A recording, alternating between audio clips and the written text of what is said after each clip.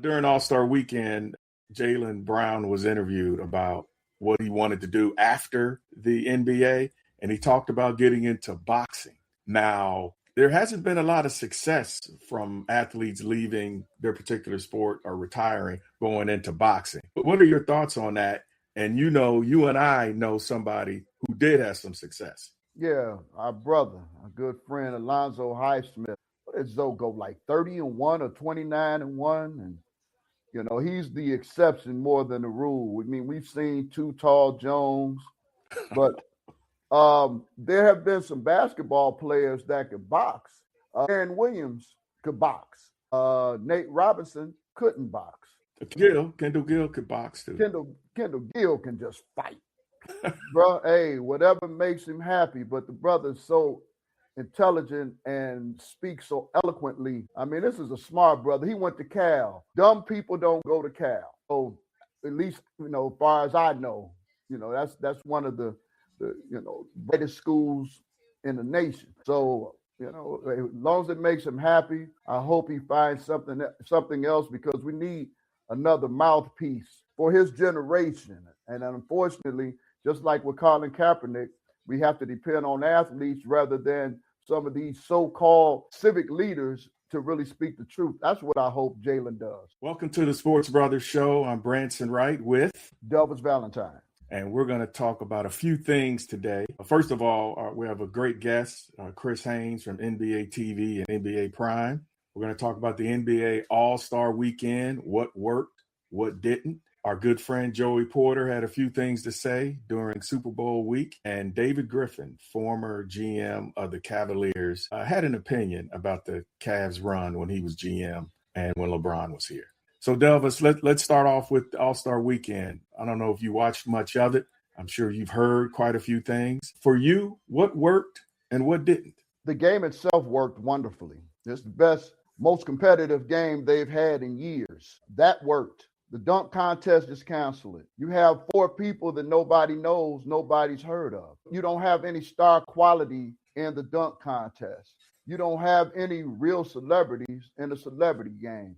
That they can get rid of that too. Oh, do you see any celebrities you knew out there? Man, please. You know what I wish they would bring back is, I remember years ago, they had horse, and that could actually do better than the dunk contest. And for those who don't remember, when CBS had basketball, they used to have a segment called Red on Round Ball, which was Red Auerbach doing, explaining the game with a lot of the stars.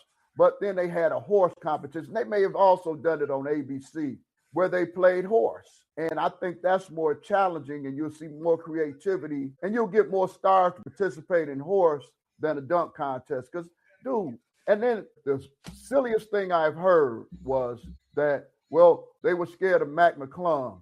There's some brothers from the hood that could do what Mac McClung did. And guess what Mac McClung and them both have in common? Neither is in the NBA. And also, bro, talking about that, how did you not have Jalen Tyson, who's either 1 or 2 in three-point field goal percentage in the NBA? How could you not have him?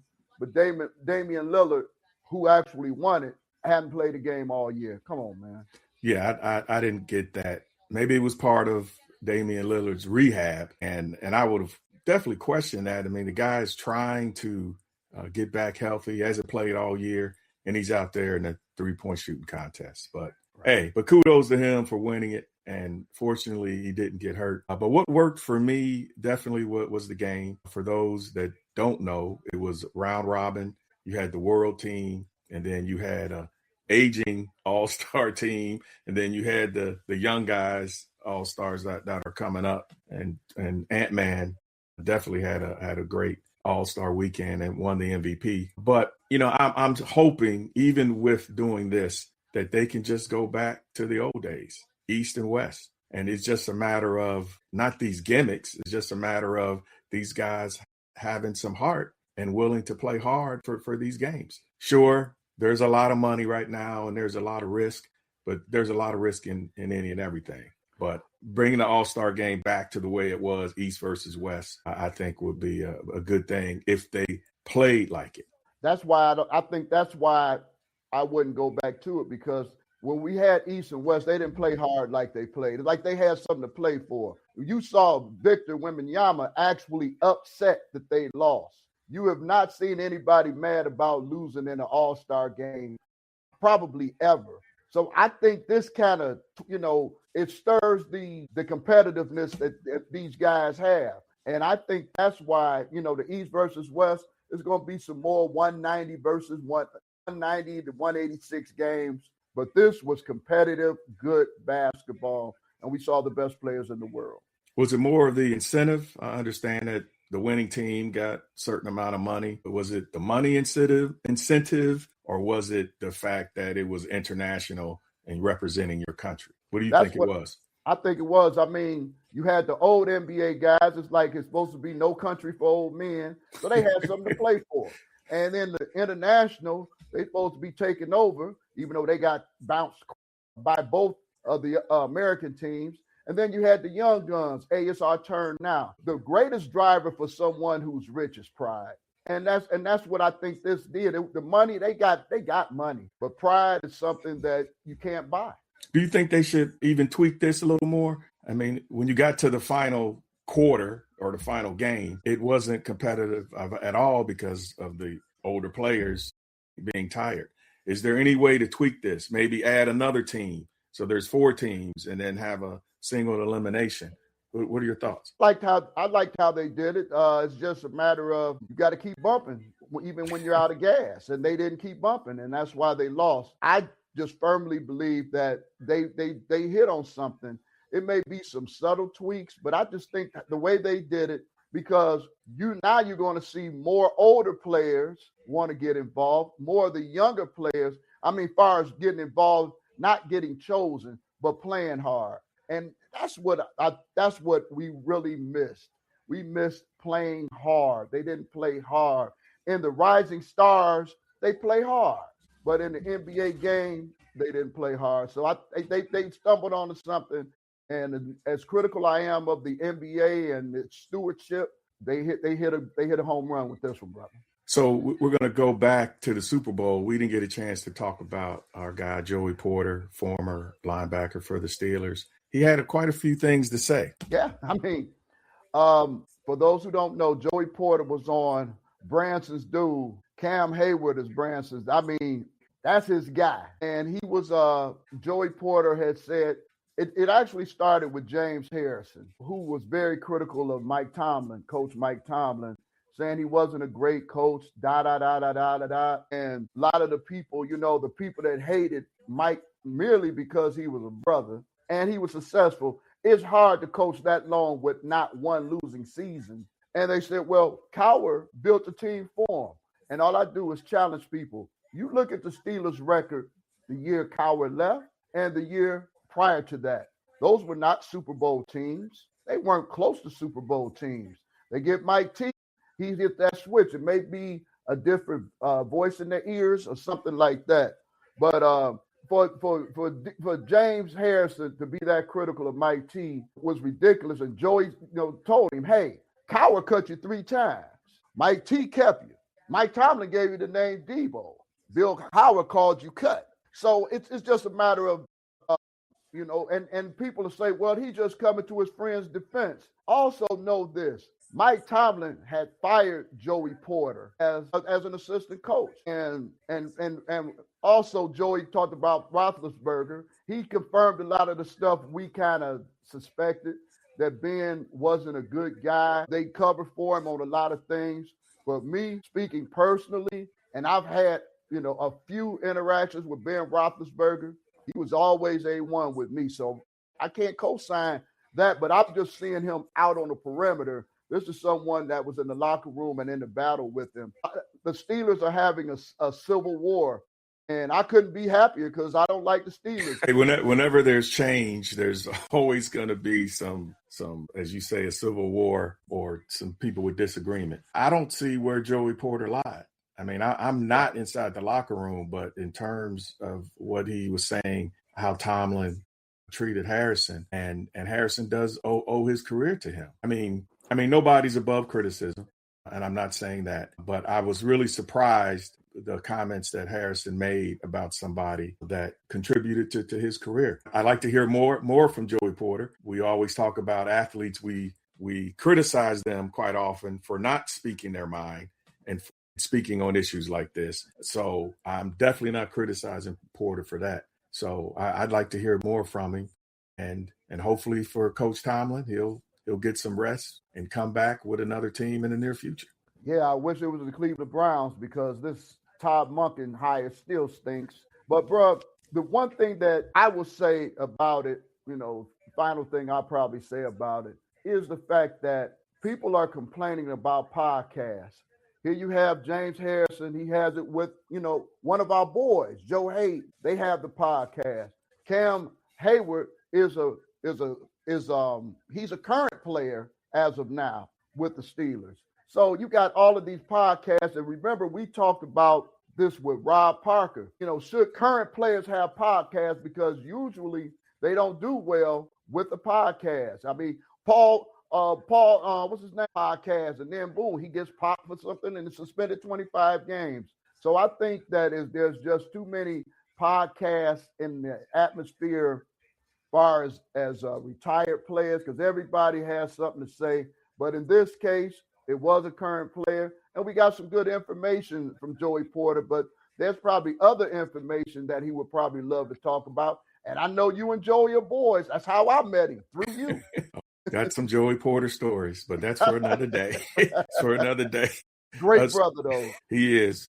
And I got to say this real quick. Joey Porter is such a good guy. I had my lady, and there was a few of us, and we were at XO's. And those who remember XO's in Cleveland, it was on the higher end of price steakhouses. And, the bill wasn't cheap. And I go to pull out my money. He looked at me like I was crazy. He said, "Man, I didn't ask you for no money." I said, "Okay, thank you, brother. Can I contribute to the tip?" He said, "Brother, did I ask you for any money?" And we dapped and hugged. Yeah, that sounds like some of those Barkley stories. Absolutely. That we'll use for another day. Another day. So David Griffin, former Cavs GM, had a few things to say in a recent interview. He talked about the Cavs during their run when they were going to all those consecutive finals with LeBron, that the East wasn't as competitive. He didn't use that words. What did he say? Heck, I forgot. It was basically he was saying it was trash. Yeah, the East was basically trash. I disagree with the East being trash, but the Eastern Conference wasn't that good during that run. Either teams were aging or they were young and they were coming up. To me, that doesn't take away what the Cavs did. You had to win. You had to play the game, but it certainly wasn't as competitive conference as it had been in other years. I would say this. I disagree with Griffin because mainly the Cavaliers had a juggernaut. They had if there was a team that really had no weaknesses, none. They didn't have any weaknesses other than if you really wanted to nitpick and say, well, they had Tristan Thompson starting at 6'9". Well, they had Timothy Mozgov at 7 foot that backed him up. So they had land sharks. You had Shumpert and J.R. Smith that came off the bench ready just to wreak havoc and chaos. Both of those guys, 6'5", 6'6", that could play, the wing, big guard, and defensively. And then you had Kyrie Irving, who was the best ball handler. He's one of the best three I've ever seen, totally. So you had young Kyrie and you had prime LeBron. Bro, that was the reason why the East was so weak, because when they played each other, it was competitive, but Cleveland was just so dominant. Because think about this. When they played Golden State, they made Golden State go get Kevin Durant, because if not, Cleveland would have dominated the NBA for probably 3 or 4 consecutive years. The Kevin Durant move is the move that they had to make, because Cleveland came back to from 3-1 deficit, and people still crying about, well, Draymond got suspended for a game. I said, what happened to the game after that? What happened about the game after that? They took, they came back, took game 7 in Golden State. So they just had a juggernaut. And I think Griffin, because if that were the case, Griffin has failed at every job he's had since then. Wow. He's failed at every job. The NBA ended up giving him Zion Williamson because he was the GM at he went to the With the what they call Pelicans. it. No, but I mean the raffle, the lottery. The lottery.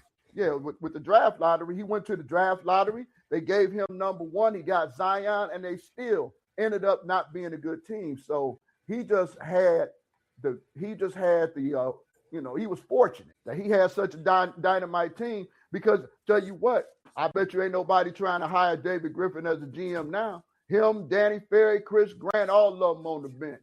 Ain't nobody hiring either. So they all on the bench. Well, let me say this about the East. Even when LeBron was in Miami, they didn't have any competition. Who did they have to go through? Boston was old. Pierce and those guys were falling off. Again, you gotta remember this though, B. They did have to get Ray Allen from Boston. Yeah, they had to do that. And that was and that's the one that cut Boston's legs off. That move right there. And I'm hoping to get Ray on the show real soon. But yeah, bro, so if you think about it, Boston, they were equal. But once Ray that they were the first team with this so-called big three. Right. But they were on their downstroke at that point. But to think about it, if Boston would have kept on to Ray, and it was stupid. I forgot who they ended up keeping instead of Ray Allen. It was somebody, a French player, and it was like, you want him instead of him? Okay, fine. But I think that's what's, but Boston was still up there then. But I mean, you had Atlanta. Atlanta, they were competitive. No, they weren't. No. But come on, man. They had your boy Budenholzer. That's your boy. He ain't my boy. NBA champ Budenholzer. Real quick, we'll come back to that at another time. Let's go to our interview with Chris Haynes, former reporter at the Cleveland Plain Dealer. He's went on to bigger and better things. So I'm looking forward to talking to Chris, and he'll be here in one moment. Welcome back to the Sports Brothers. We're with our guest, senior NBA insider for NBA on Prime and the association on NBA TV. Our guy, Delvis's guy, everybody's guy, Chris Haynes. How you doing? Hey, y'all, my guys, man. I miss y'all, man. I miss y'all. I remember when I first moved out to Cleveland. That would have been, 2014. Y'all were some of the first brothers I reached out to, man, and y'all made my transition. For me and my family, just with the advice and the recommendations y'all had throughout the city, man, made me feel, it just helped me. It definitely helped me get acclimated to that cold weather. I'm a West Coast dude. It's brutal out there. But I appreciate y'all, brothers. Hey, man, we appreciate you. And speaking of that, Chris, let's go back. Let's go back to the first time you and I met. Do you remember? Do you remember the first time we met? It would have been NABJ, correct? Yes. Philadelphia, 2010. Yes. Wow. Precise. That brother's a bad man. And then we had some good conversations because you was in a transition. I believe we were in Orlando. I think it was All-Star in Orlando. Okay. And you were in your transition as far as your journalism career. Speak on that, because a lot of people don't know your journey. They think you just graduated from college and went right into this game, but definitely there was a journey to where you are now. Speak on that. Yeah, no, it's interesting you bring up NABJ Philly, so 2010. So the reason I graduated, I was like 27 or 28 when I graduated college. So I took that 10-year route. Me too, bro. Me too. I was going to school for a decade before kids are going to school for a decade now. No NIL. Free NIL. So, no, I remember my last semester of college, I took a journalism class. It was an African-American journalism class by the professor was Dr. Hassan Johnson. And I had to take that elective, a writing course, as a prerequisite to graduate in about 5 or 6 months. So I took that class, and I played college ball, and I was getting good feedback. I love history. I love African-American history. I love telling those stories. So I was getting good feedback. And so I was like, man, how can, I like to still be a part of basketball somehow. So how can I translate to writing about basketball? And so that's kind of what started me on that journey to pursuing sports journalism. But I will say, so Mark Spears, who, that's our brother as well, he was I reached out. He was one of the few people I reached out to who I knew in the journalism field. And he told me about NABJ. I'm like, what is that? He told me that was National Association of Black Journalists. Come out to the convention, see whatever. So I'm from Fresno, and specifically West Side Fresno, and that's the hood area of our city. And I've never really been outside of Fresno before that time. So I wasn't well cultured on, how Black people look and how they carry themselves in other parts of the country. And so when I went to NABJ, I went out there, and guys, I was blown away. I was blown away because I'm seeing, back home, it's acceptable to graduate from college at 30 years old, 28. You know what I mean? Like, it's almost the norm. You know what I'm saying? Like, it take us a while to get our stuff together. You know what I mean? You're going through things, personal things throughout your time. Take some time off, you work, whatever. So that was the norm. So when I went to NABJ, I see, first of all, everybody's looking good. Everybody got these suits on. Women look good. And everybody's professional. And I got these 22-year-old kids that I'm calling them at the time. They're coming up to me, introducing themselves, and I'm looking at their name tags, and it says ESPN on it, NBC on it, CBS. I'm like, how do y'all got these jobs at 22? You know what I mean? How are y'all there? And that was the first time it hit me, guys, that damn, people really do. Not just people, but Black people really can finish college in 4 years and then get straight to their dream job. And right. That was so foreign to me, guys. I didn't like the Bill Cosby show growing up because I didn't know anybody that lived like that. I didn't know that there were Black parents that went to college and their parents went to college, and it just created this cycle of education throughout the household. I didn't know Black people who lived like that. And so when I went to NABJ, it tripped me out. So guys, when I left, there was two things. I left NABJ more determined to pursue this field because here I am 28, 29, and I felt like I wasted the majority of my 20s. So I left more determined to land that gig. But number two, guys, I'm not lying, being honest, man. I told my wife, man, I came back crying. I came back crying because I felt like, damn, like I wasted a lot of my time. You know what I mean? Like at that point, man, we were on welfare and all that, me and the family. Like I just felt like the way that I was living at the time was all I knew. And I felt like I wasted the majority of my 20s. And so I left determined, and long story short, probably about 6-7 months later, I got my gig covering the Portland Trailblazers. Now, getting your gig with the Trailblazers, that didn't come easy. Now, did you originally go to Portland to do that job, or did you go to Portland for some other reasons? No, I went to Portland when I graduated. Remember, I took that class. And when I graduated, I was like, I had to convince the wife. I was like, babe, I want to trace this dream of becoming a NBA reporter. Wife basically gave me a little firm, what do you call it? Timeline where guys, to be honest, she actually gave me the same timeline when we went to Cleveland. You know, so okay. Hey, we'll get to that. All right. It was like a couple years timeline she gave me, and she didn't want to go. You know, she said the Lord spoke to her that Portland, where we need to go, and there was a school there that she could attend as well. But I went there to cover the Blazers. So when I started sending out writing. Excuse me, rewind a little bit. I started sending out while I was in Fresno, sending out just some of my work, some of my writing. I would go home and watch NBA games, and I would write game recaps. So I started sending those out to different publications. Slam Magazine or Slam Online was one of the publications that reached out and said, "Hey, Chris, you have potential. You're a little raw. Well, actually, you're a lot of raw, but we can help you, and we can get you credentialed to games, but we can't pay you. But we can get you published, and we can work with you. Our editors can, help get you up to speed, but you need to be in the NBA market." And so I've never really left Fresno, outside of a little college stint in Sacramento. And so I was like, all right, I come from little Fresno. Where am I going to go? Los Angeles was too big for me. Like I couldn't imagine it, couldn't fathom it. The Bay Area, too big for me. I couldn't, it's just like I'm used to what I'm used to. So Sacramento, I didn't want to go back there, because I went to college there for a little bit. So we picked Portland, which is a 12-hour drive. And so I was like, I can pick Portland.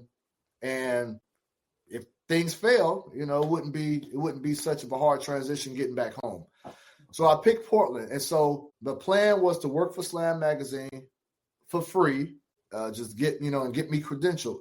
And meanwhile, I had just graduated in kinesiology, physical education, to be a PT. And when they college, man, it was funny. When I was in college going for this degree at Fresno State, they were telling me about, when you first get there, man, it's going to be great. You're going to be a PE teacher. You could be a coach. You could do that. And then like the last semester upon graduation, they started to hit us with some truth bombs. Well, the PE field is kind of dwindling. And they're taking PE out of schools, and it's not looking good. So I was like, what? But I was like, man, I feel good about my chance. I'll make something happen. So I go to Portland, guys.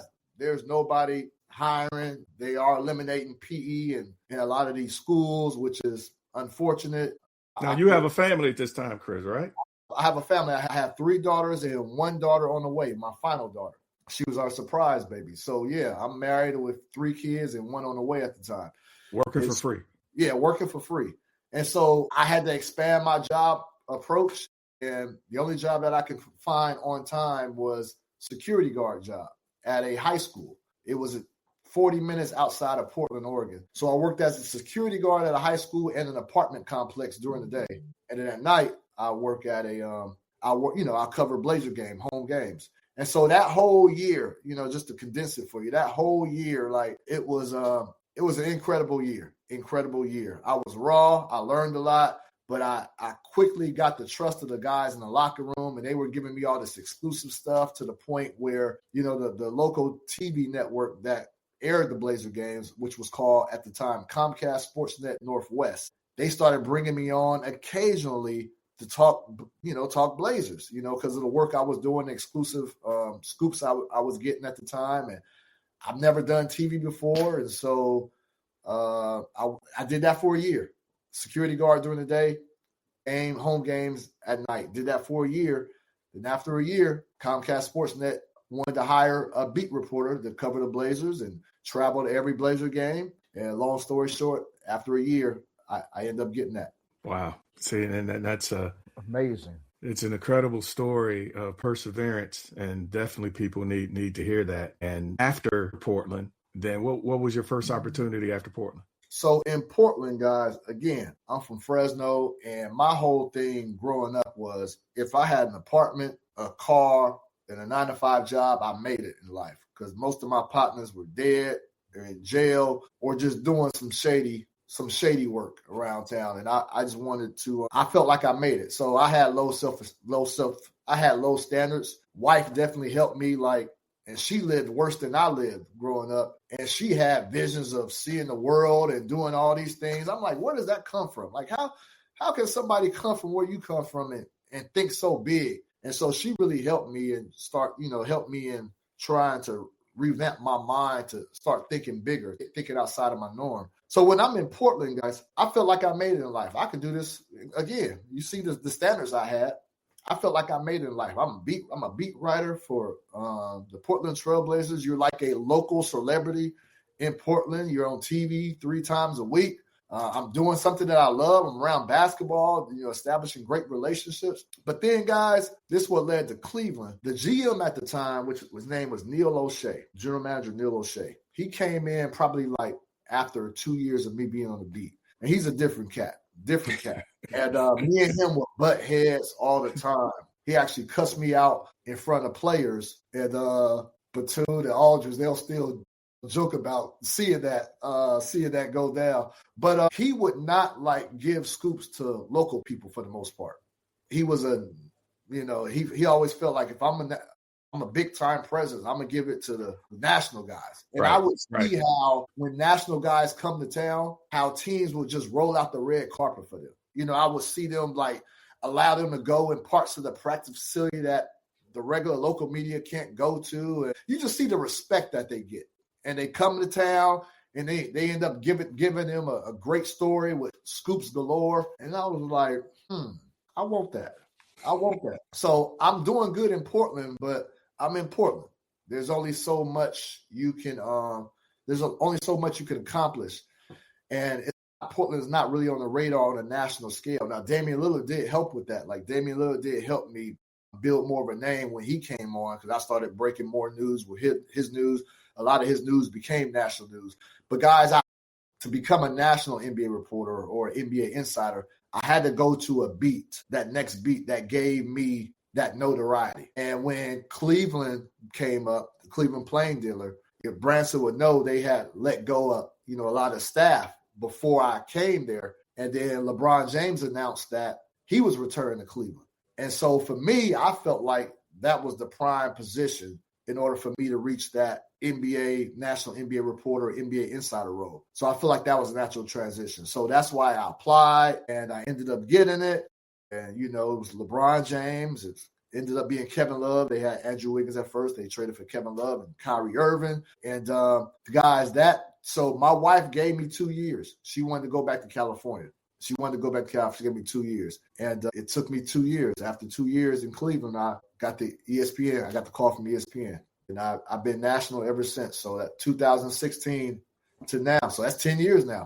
Yeah. Wow. National NBA insider for 10 years now. So Cleveland was a learning point for me because just for educational purposes of people that are going to serve as beat writers later down the road. Portland is a different market. Portland, the Blazers are the only really real professional team in town. Everybody loves the Blazers, meaning they want to know about players 1 through 15, and it's that unique.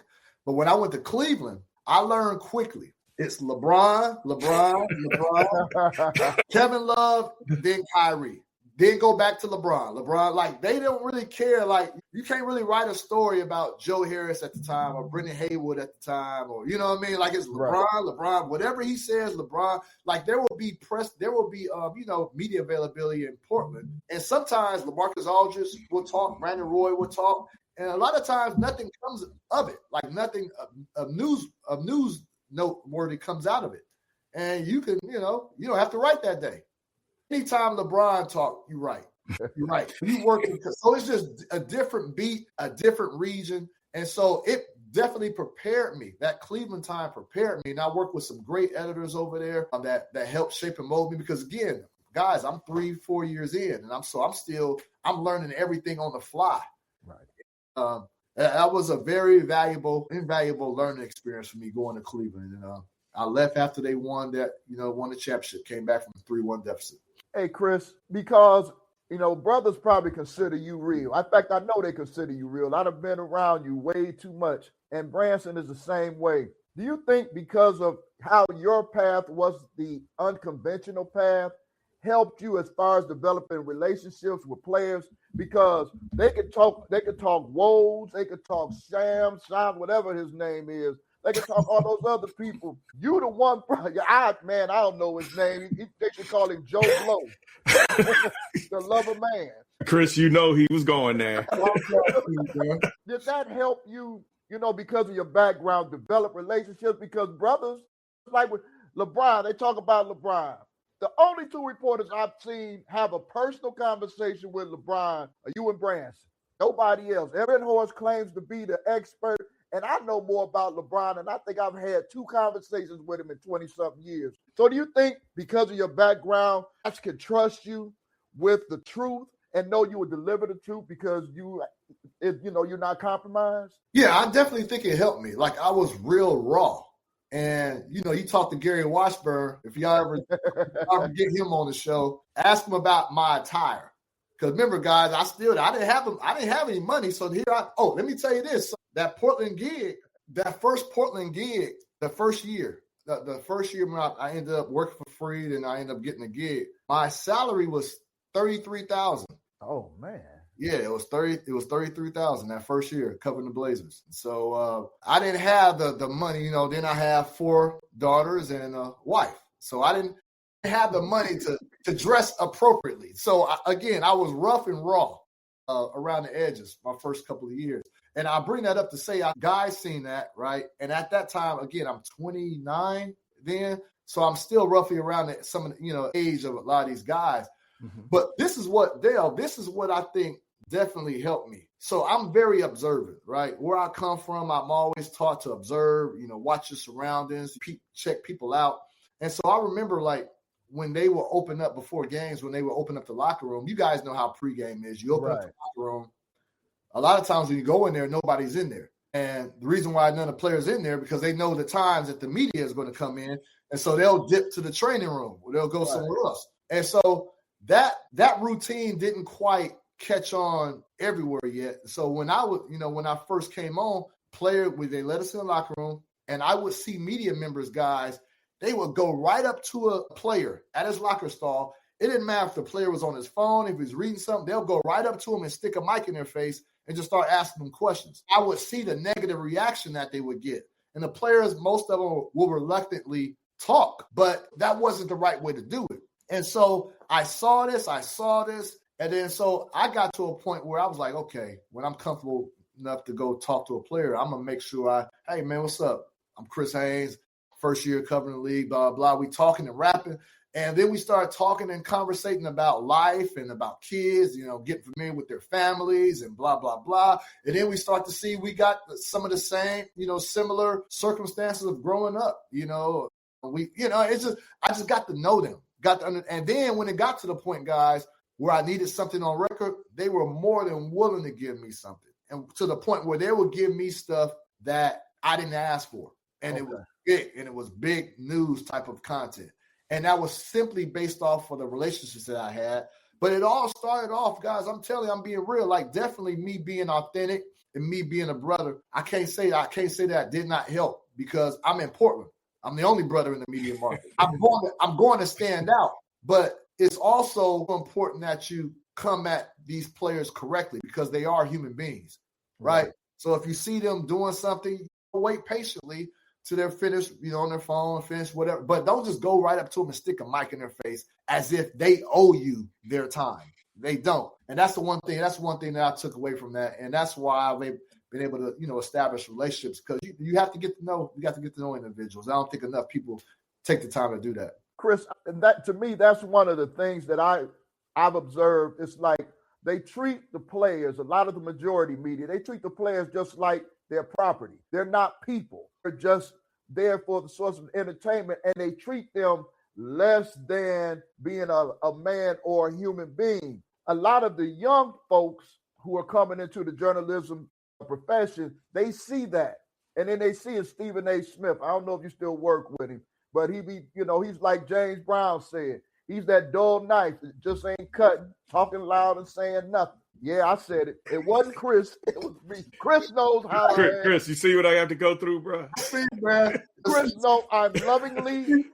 Stephen A. my guy. I was just talking with him a couple days ago, but I'll put that out there. Go ahead, then. But when the young folks see all they got to do is put a mic in somebody's face and yelling and screaming at them, treating them, and that's what he does often, treating them less than. How, when young folks ask you for advice, how is it that you're able to kind of steer them away from that and teaching them to be more relationship-based, such as yourself and such as Branson?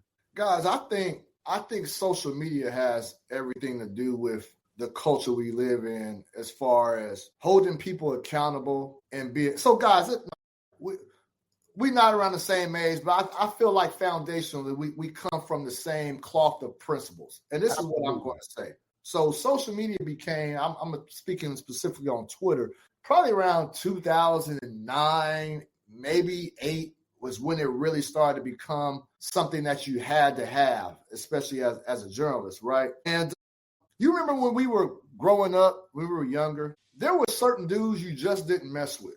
Oh, yeah. Because you knew they were about that life. Yes. And you knew if you said or do something that was detrimental, that there could be consequences, right? And you walked that fine line. Now, if you did do something that was detrimental, you understood, okay, it might be time to go down. But that was something that was understood, right? Right. Social media has allowed any and everybody to say any and everything without consequences, right? So, even think about like if I live in the world that I live in, that I partake in, I will not say anything on social media that I wouldn't say to your face. And it has nothing to do with me being scared or intimidated by you. I just believe in treating people with respect. Now, if I don't like you and I feel the need to say I don't like you, I'm not going to tweet at you. I'm going to say that to you in person. And I've told multiple people that. I've told multiple players that in person, right? At least you're going to hear it from me. But I just think, and the problem I have, Branson, Dale, with these people who operate in this world of say whatever you want to say on social media, is that I would expect the 30 and under crew, I'll expect them to behave like that because they grew up in social media. So this is all they know. It doesn't make it right, but this is all they know. But it's my generation and y'all like 35 plus, y'all know better. Y'all know better. And I feel like this is the opportunity like for them to say whatever they've been wanting to say because they couldn't do it growing up because they know they get their ass kicked. Correct. I can say what I say and I ain't got – and because the same people that come at you, same with y'all, the same people that come up – same people that tweet at y'all, all this disrespect, have they once ever said that in your face? I'm pretty sure they came up to you. Never. It wouldn't happen. It wouldn't happen. So that's I think social media has a large is a large factor in why people are not used to respecting people and don't know how to respect people. You know what I'm saying? Like you can't. I see a lot of I see a lot of aspiring beat reporters that want to get in the game, and I look at their social media content. And their social media, them just talking trash on players. And I mean, not like critical of basketball, like saying some low down, dirty stuff. And I'm like, you wonder why your employee, wonder why these companies aren't bringing you on? Or do you look at your social media feed? Do you see what you're saying? You see how that's so out of pocket?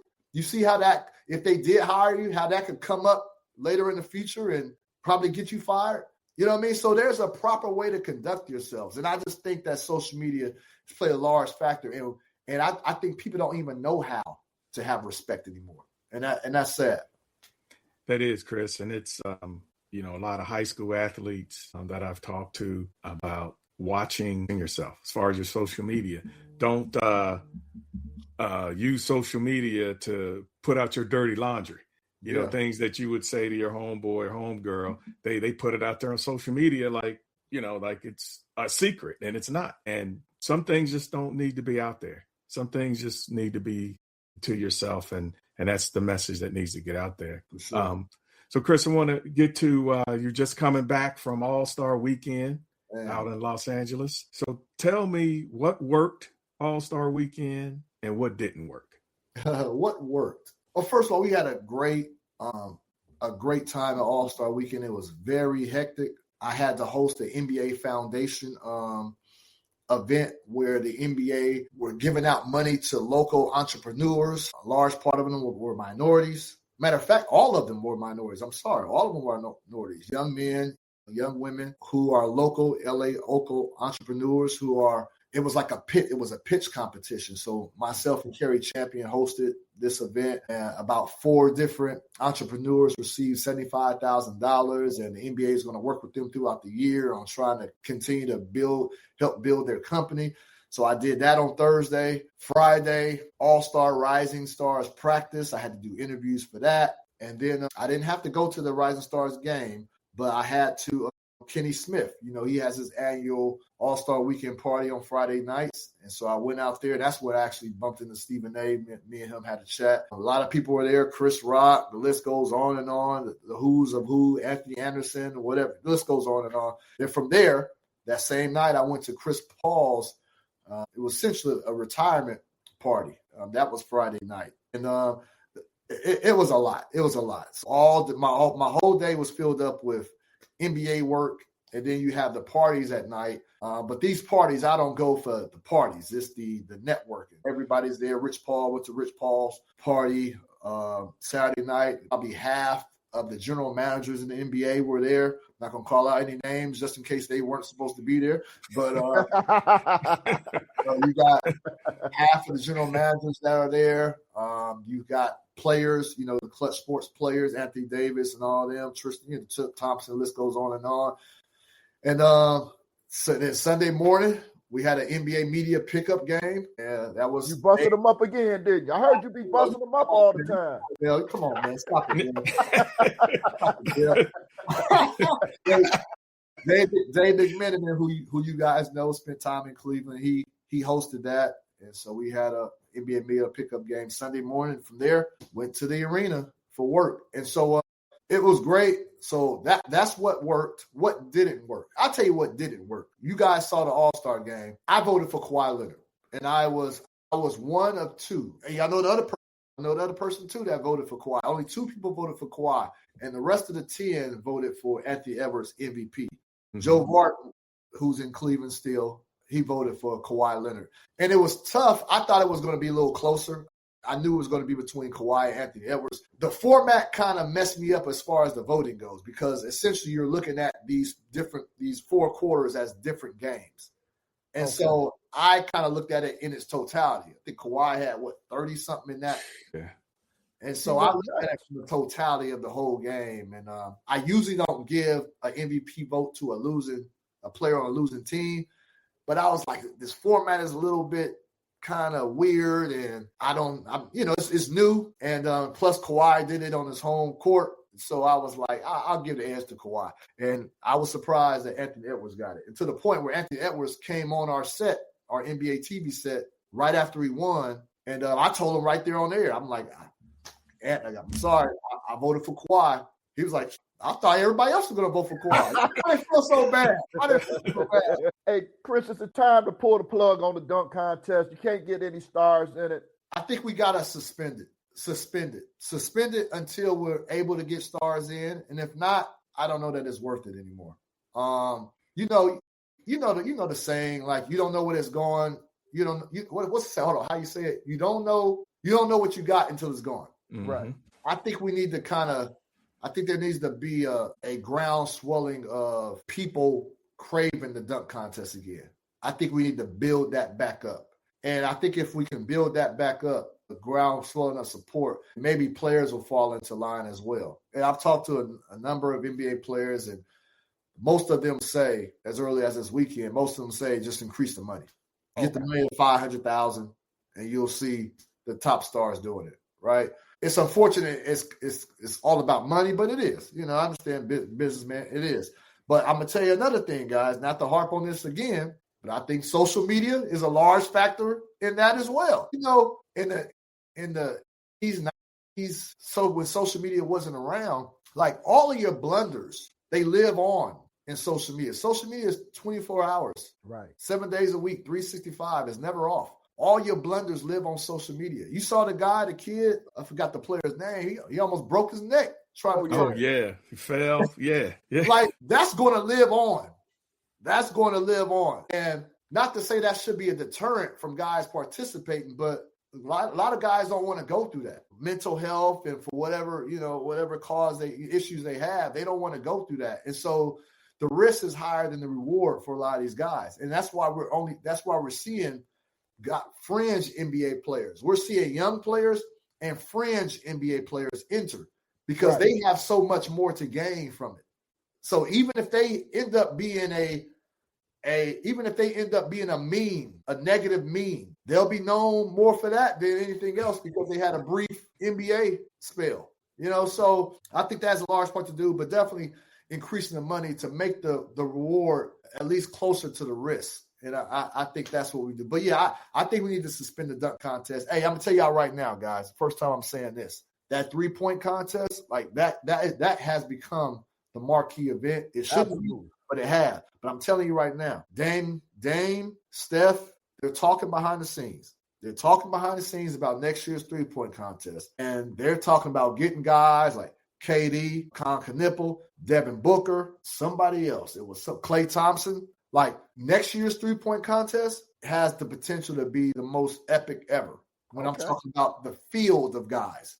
And the guys that they're talking about getting and bringing on for next season, I'm going to feel sorry for the actual 3-point shooters who actually had a good season. Because you remember how a 3-point contest used to be. It's like, if you're having a good season that year, you'll get an invite. That most likely won't get you in next year because it probably will be only 2 spots available because you got these big stars who are great 3-point shooters, and Steph, Dame, KD, Klay, Con Knipple, Devin Booker. Like, if they want in, they're in. And then there's going to be about 2 slots open. So that's the contest to look forward to next season. But the dunk contest, yeah, I think we need to suspend it until we can get some bigger names and higher profile players in. Chris, we have a few more questions, and Well, there was a lot of news that came out of All-Star, in particular expansion in Vegas and Seattle. So if that comes about, what team is likely to move east? Makes sense. Memphis. Yeah, that's the only other team that makes sense. It would be Memphis. Who are you thinking, B? Well, I was thinking New Orleans because they were in the East at one time. And I remember telling Paul Silas when New Orleans moved back west, it kind of messed him up because he built the team as an Eastern team, more inside game, that type of thing. So that kind of messed Silas up as far as the way he did the team. But I could see Memphis. I could definitely see Memphis between those two for sure. Yeah, that's a good one. I didn't think about New Orleans, and I haven't heard of New Orleans. Memphis was always the team I heard that would be moved over to the Eastern Conference. They're the furthest Western Conference team, to the East. Yeah, I think it'll be Memphis. And I'd be remiss of not to ask you about the buzz about LeBron retirement this year, come back to Cleveland next year. What are you hearing? What do you think? What are some of the possibilities for LeBron James's future in the NBA? Yeah, so I'm not hearing anything of real intel as far as what he's going to do next season. So I can't come on here and lie and say that. What do I think? I do think that Cleveland would be an option. I do think that that would be a storybook ending. I do believe a player like LeBron James. And let me shout out Chris Paul. Chris Paul, that was some news that dropped over the weekend as well. He retired. Chris Paul's a really, really good friend of mine. And I hated to see him go out like that.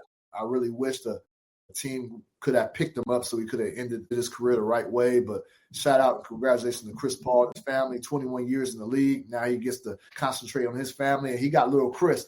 Little Chris might be very well be in NBA next 5 years or so. Little Chris can play. He's being coached by a coach from my hometown of Fresno, Von Webb, who I played against in high school. And he's the head coach of Little Chris right now in LA. So shout out to Chris Paul. But I think somebody like LeBron James definitely deserves a farewell tour. I think it would be excellent on an excellent platform if he were able to go back to the Cleveland Cavaliers. My question to you, Dale Branson, because you guys are right there. Would the fan base want that? Would the fan base embrace that with the team that they have right now? I go ahead, Davis. I think the fan base would accept it. I think the bigger problem would be the players. I think that would be to have James Harden and Donovan Mitchell, who now they have people pretty much that are ancillary pieces that go around. Those two can go back and forth as far as who handles the ball. Now you have somebody else who has to have the ball in their hands a lot. I think that it would kind of cause a problem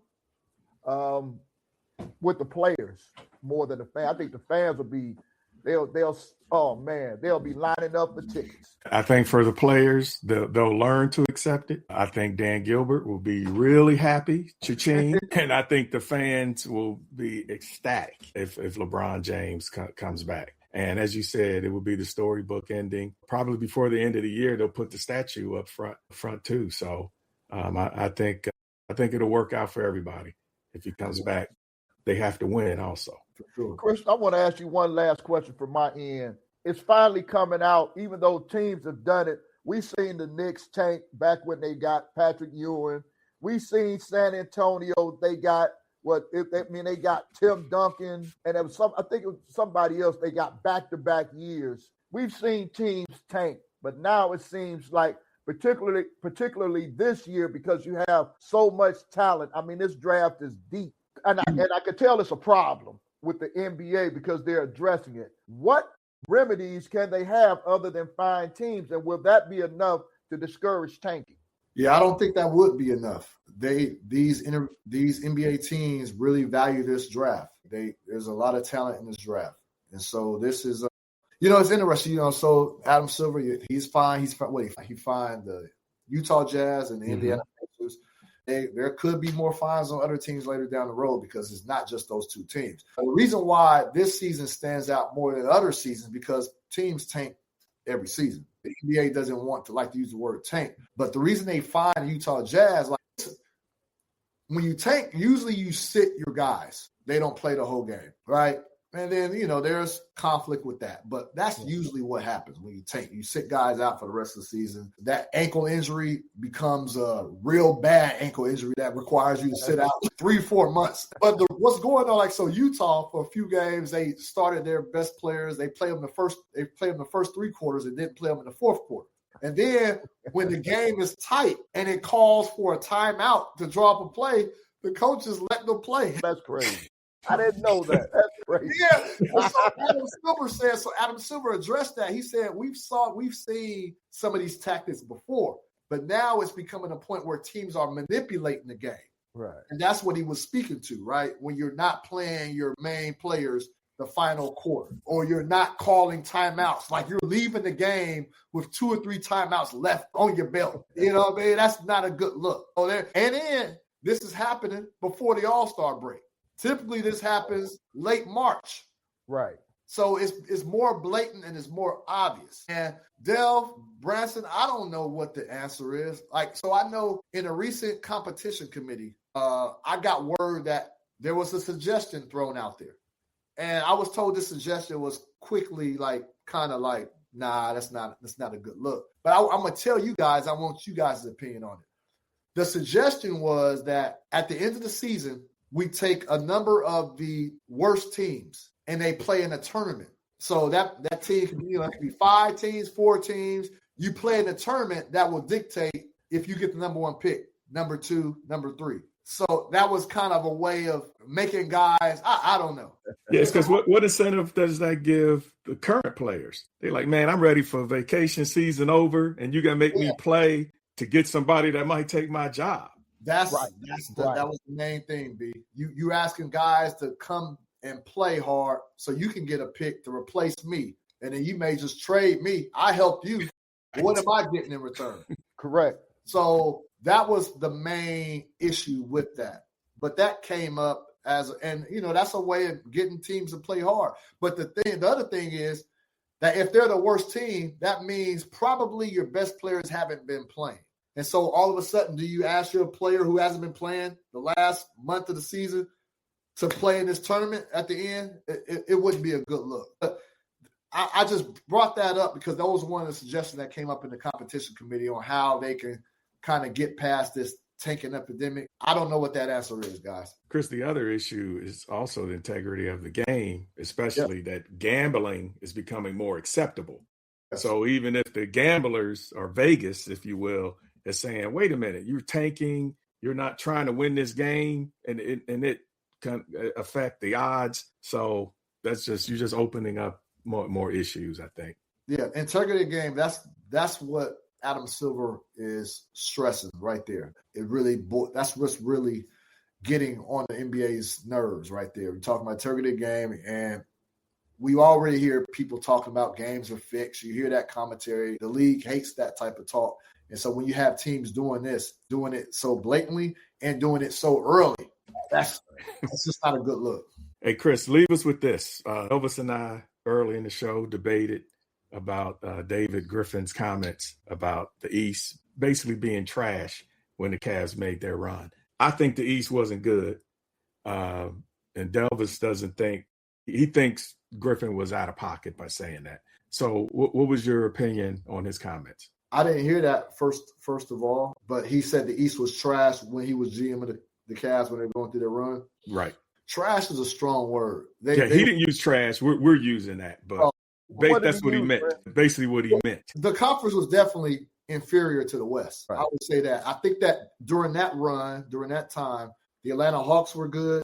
They were a great regular season team, and they will always flame out in the playoffs. Toronto Raptors were always a good team, and they were always flame out to LeBron. Right. It was always DeMar and Kyle Lowry there. Aside from those two teams, I mean, Indiana had a run for a little bit, but I'm thinking about David Griffin's time there. Yeah, they were an inferior. They definitely were an inferior team. I mean, inferior conference to the West. I agree with him there. I don't know the right wording he used, but yeah, the West was deeper. He used the word that they were historically bad conference. Wasn't historically bad. That's what he used. Yeah, no, they were inferior. I wouldn't call it the worst era of Eastern Conference basketball, but Right. they weren't on par with the Western Conference. Okay. Well, man, thank you so much for coming on our show. And we're going to call you back to come on again. Hey, y'all doing a phenomenal job, man. Y'all bringing on some great guests and asking some really good questions that we don't get asked a lot. And so I appreciate that authenticity from you guys. And, man, you guys are my brothers. I always love it when you guys are together. I hate when I hear Delv, because, Delv is like Michael Jordan. He's like Michael Jordan and Tom Brady. He announces his retirement. We start crying. We tell him don't do it. And he comes back. I'm hoping he's here to play this time, Brad. Hey, Delvis, whose fault is it now? Branson's fault. I was retired. I was just sitting up here looking at the grass grow, doing old man thing. Branson, and I told Branson, when them people get mad at you, because I haven't even been to a Cavs game this year. I said, make sure you say, hey, it's my fault. I talked him into it. I told him no 3 times. Brother persistent. Brother's persistent. Hey, the fourth one was the charm, huh? The fourth one was the time. Yep, it was the charm. But Chris, I love you, man. You have no idea how proud I am of you personally, because we're boys. We just ain't, hey, like we're boys, man. I love you. And if there anybody else that you think wants to come and talk to the brothers, man, please send them our way. I got y'all, brothers, man. Y'all take it easy, man. Always, likewise. Hopefully see y'all soon. And BJ is in Atlanta. We'll be there. Okay. I'll be there. Okay. All right, brother. Appreciate you. Take care. All right, now. All right. Thanks to our brother, our friend, our pal, Chris Haynes. I don't care. They can get this Shams dude. They can get Woj. They can get anybody. If I need to find out something that I don't know about the NBA, Chris is my number 1, 2, and 3 call. Wait a minute. Did you say pal? Who? Did you say our pal? We may have some people that might go pal or pal. He's our pal, but he's our brother too. Notice I said that often. Right. Hey, Branson, with this upcoming weekend, what do you plan on watching? I'm watching the gold medal game of Team USA hockey, women's hockey. I'm rooting for Layla Edwards. She's from Cleveland Heights, and she's going to, with the team, I'm looking for her to win the gold. As we know, she's the first Black woman to play on Team USA, first Black woman to play on Team USA Olympic team, and the first Black woman to score in hockey, in Olympic hockey. So we're rooting for her. She's had a great career. She's a senior at Wisconsin. She's won a couple titles there at Wisconsin. So what a great way to go out in her amateur hockey career by winning a gold. So rooting on Layla. What about you, Delvis? What are you watching? I'm going to have a Pam Grier film festival. I'm going to watch Friday Foster, Coffee, Sheba Baby, and Jackie Brown. That's what I'm doing this weekend. Isn't that every weekend? No, because I got too many movies. I got a bunch of them. But I'm dedicating this weekend to Pam Grier, hoping we can get her on the show, because she's one of one. I don't care. They can talk about anybody else. Pam Grier is one-on-one, so I dedicate this weekend to Pam. I'm also going to watch, again, Soul Power, the legend of the American Basketball Association. That's on Prime. It's about the history of the ABA. This is the 50-year anniversary of their last season. And, man, I thought I knew things about the ABA, but they had a lot of good things to tell. So definitely going to check that out. And you should see it too, Delvis. Yeah, your boy Terry Pluto, the Dalai Lama of sports. He wrote a book. What was the name of that book? He wrote a book on the ABA, but I don't care if Terry Pluto, and I don't mind saying it in the general public.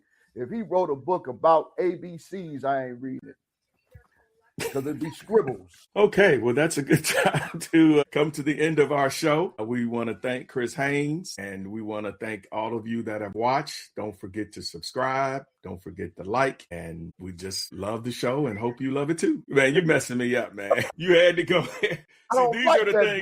These are the things we go through when the camera's not on. So you just got a little taste of it. Okay. Yeah. Take us out. I do not like Terry Pluto, but you have been listening to the Sports Brothers, man. Welcome to the family. February the 17th was a day of the happy and the sad. Happy because on the 17th, it was Branson Wright's birthday. Happy birthday, my brother, along with Jim Brown and Michael Jordan's.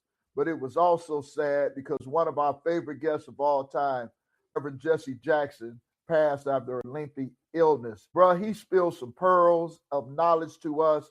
And a lot of people complain about him, but nobody has walked in his shoes. He was the first. It's always harder to be the first than the next. So my condolences to the Jesse Jackson family. Bruh, nobody's filling those shoes. Yeah, same to me. My condolences to the family.